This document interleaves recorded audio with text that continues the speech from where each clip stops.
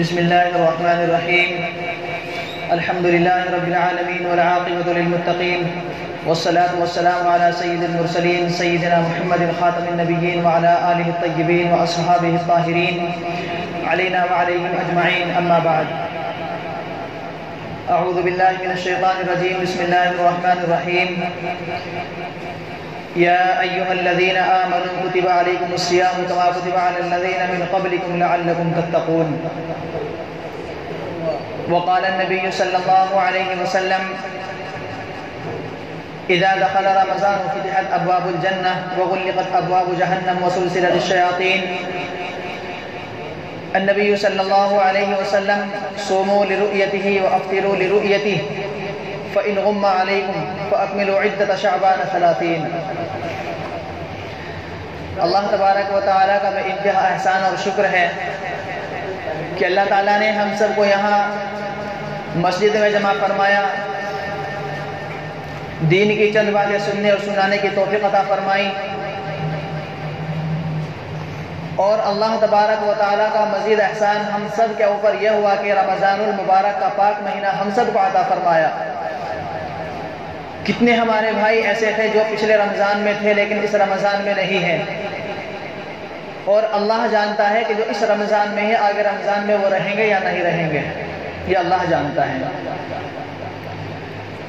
میں نے قرآن پاک کی ایک آیت پڑھی: یا ایھا الذین آمنوا کتب علیکم الصیام کما کتب علی الذین من قبلکم لعلکم تتقون۔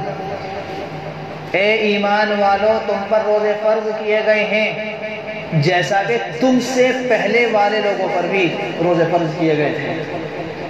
صرف یہی امت محمدیہ نہیں ہے جس پر روزے فرض کیے گئے ہیں، بلکہ اس امت سے پہلے جتنی امتیں پہلے گزری ہیں سبھی کے اوپر اللہ نے روزے فرض کیے تھے۔ جب ایک آدمی مشقت اور تکلیف میں ہوتا ہے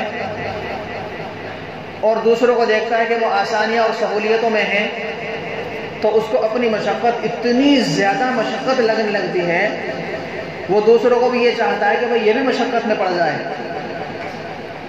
لیکن جب یہ رمضان کا مہینہ اللہ نے ہمیں عطا کیا اور رمضان المبارک کے روزے رکھ رہے ہیں، تو جب ہم روزہ رکھیں گے تو ہمیں اپنی تکلیف محسوس نہیں ہوگی، اس لیے کہ صرف یہ روزہ ہم ایک اکیلے کے اوپر فرض نہیں ہوا بلکہ سبھی کے اوپر اللہ نے اس روزے کو فرض کیا ہے۔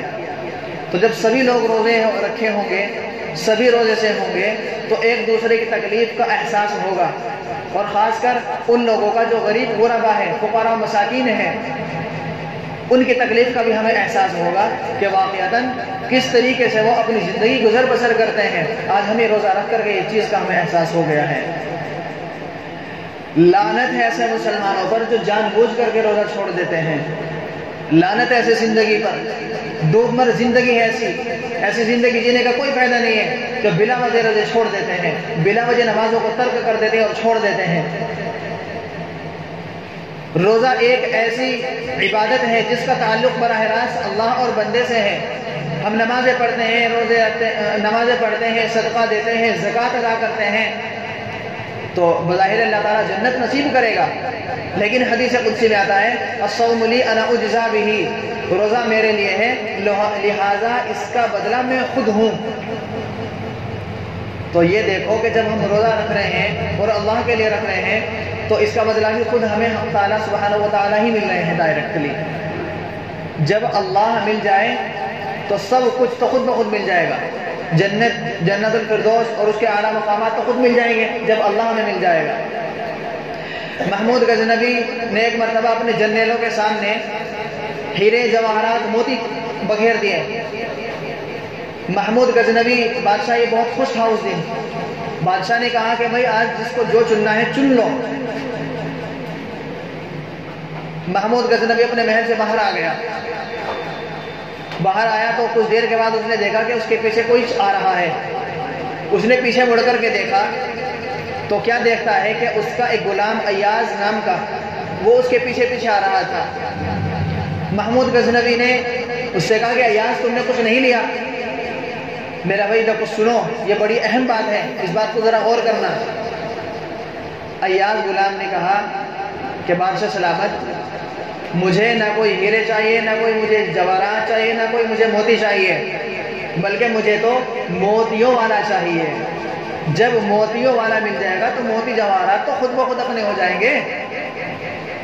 تو میرے بھائی جب اللہ ہمیں خود مل گیا تو جنت تو خود بخود اپنی ہو جائی، بتاؤ۔ تو بلا وجہ روزہ چھوڑنا اس کا کفارہ بھی ہے اور بہت بڑا گناہ بھی ہے۔ پوری زندگی انسان روزے رکھتے رہیں ایک رمضان المبارک کا روزہ چھوڑ کر کے، تو تب بھی اس روزے کے بقدر وہ پوری زندگی کا روزے کا اجر نہیں پہنچ سکتا جو اس رمضان کے مہینے کا جو روزے کی جو اجر ہے اور فضیلتیں اور رحمت اور برکتیں ہیں اللہ تبارک و تعالیٰ کی طرف سے۔ تو بھئی روزے 11 روزے اور باقی رہ گئے، 11 ہی رہ گئے بلکہ۔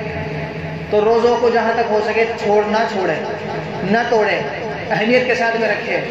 اور روزہ صرف بھوک اور پیاس کا ہی نہیں ہے بلکہ ہر چیز کا روزہ ہے، آنکھوں کا، زبان کا، ہاتھ کا، پیروں کا، ہر چیز کا روزہ ہے۔ تفصیل بتانے کا ٹائم نہیں، لیکن بس اتنا خیال رکھیں کہ روزہ صرف بھوک پیاس کا نہیں ہے، زبان کی حفاظت، آنکھوں کی حفاظت، اپنے ہاتھ و پیروں کی حفاظت، سب کا روزہ ہوتا ہے۔ اور بھائی ایک بات یہ ہے نمازوں کی پابندی۔ نمازوں کی اہمیت ہمارے دلوں سے نکل گئی، اس لیے نماز کی ہمارے اندر کوئی قدر نہیں رہی۔ نمازوں کو آج ہم نے کھیل سمجھ لیا ہے، جب چاہے آ گئے، جب چاہے اس کو چھوڑ کے بیٹھ گئے۔ مصیبتوں کے پہاڑ سر پہ ٹوٹے تو اللہ کے سامنے آ گئے، وہ اللہ نے مصیبت دور کر دی تو پھر نماز سے دور ہو گئے۔ اللہ نے تو ایسی زندگی پر ڈومر زندگی ہے، ارے اللہ نے ہمیں اپنی عبادت کے لیے بنایا ہے، روزی کا وعدہ اللہ کا ہے، اللہ روزی دے گا، تو کیوں روزی کے پیچھے در بدر بھٹکتے پھر رہے ہو، بھاگتے پھر رہے ہو؟ روزی انسان کو اسی طرح تلاش کرتی ہے جس طرح موت اس کو تلاش کرتی ہے۔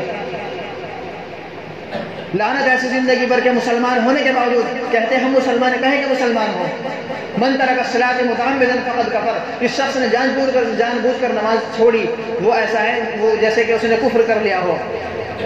نماز اور درمیان کے کفر کے درمیان کی آڑ ہے نماز۔ تو میرا بھائی ذرا تو غور کریں اور خیال کریں کہ ہم کس نہج پہ ہیں اور کس نہج پہ ہم جا رہے ہیں۔ چند باتیں یہ ہوئی، بھائی روزہ رکھنا، نمازوں کی پابندی۔ تیسری بات یہ ہے اعتکاف۔ بھائی تیسرا عشرہ آج سے شروع ہو جائے گا، بعد المغرب سے، مغرب کے بعد سے۔ حضرت ابو سعید خدری رضی اللہ تعالیٰ عنہ فرماتے ہیں کہ نبی کریم صلی اللہ علیہ وسلم نے پورے مہینے کا اعتکاف کیا۔ اللہ کے نبی صلی اللہ علیہ وسلم نے پہلے عشرے کا اعتکاف کیا، دوسرے عشرے کا اعتکاف کیا۔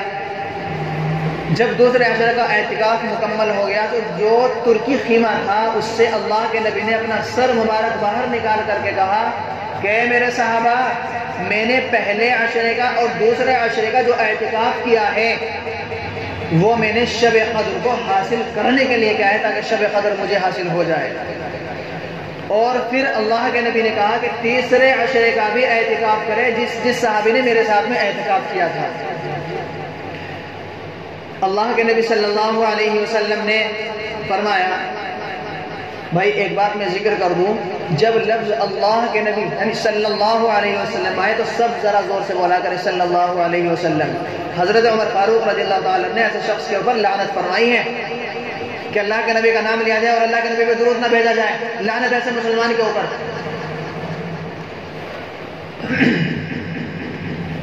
اللہ کے نبی صلی اللہ علیہ وسلم نے ارشاد فرمایا کہ یہ عشرہ آخر کا عشرہ اس میں بھی اعتکاف کریں، جس صحابی نے میرے ساتھ اعتکاف کیا سب اعتکاف کریں۔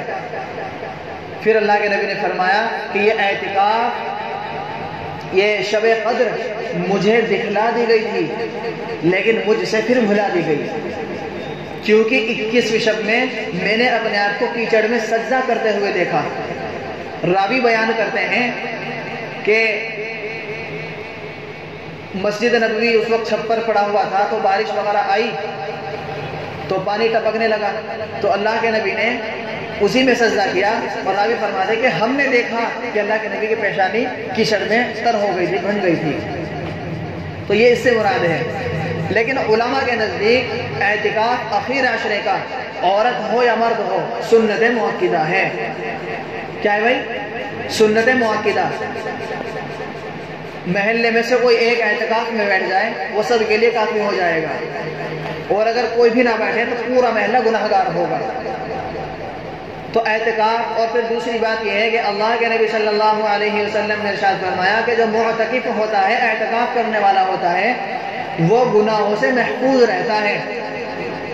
اس کا اعتکاف میں ہے، وہ اگر سو بھی رہا ہے تو وہ بھی اس کا عبادت میں لکھا جا رہا ہے۔